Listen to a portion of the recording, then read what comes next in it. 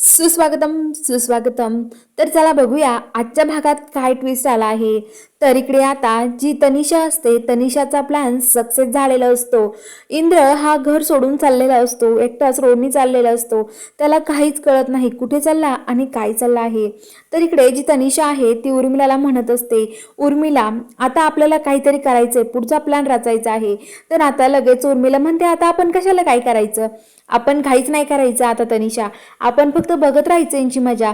तर आता लगेच तनिषा म्हणते की हो, तुझा नवरा आणि तू आतापर्यंत जो प्लॅन करत होते ना, ते ह्याचमुळे सक्सेस नाही झाला.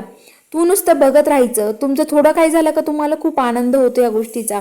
असं न झालं पाहिजे, कारण की तुम्ही असं केलं ना तर खूप अवघड होईल. मग काय करायचं आपण आता, तने विचारते उर्मिला.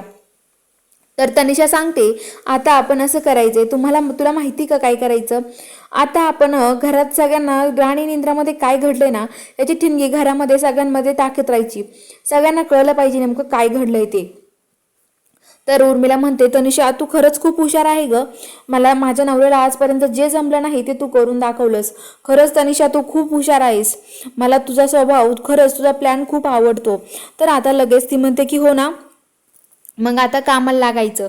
आता अजिबात आपण असं थांबायचं नाही असं म्हणते. आणि इकडे आता राणी ही इंद्राला शोधत शोधत चाललेली असते.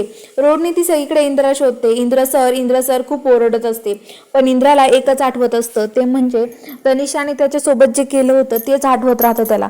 त्याला असं वाटतं खरंच तनिषामध्ये आणि त्याच्यामध्ये खरंच काही झालं होतं का, असं त्याला आठवत राहतं आणि तोच विचार करत तो चाललेला असतो.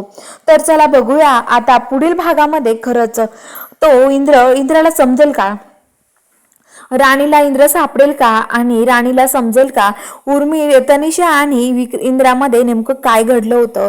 हे बघायला चॅनलला सबस्क्राईब करा.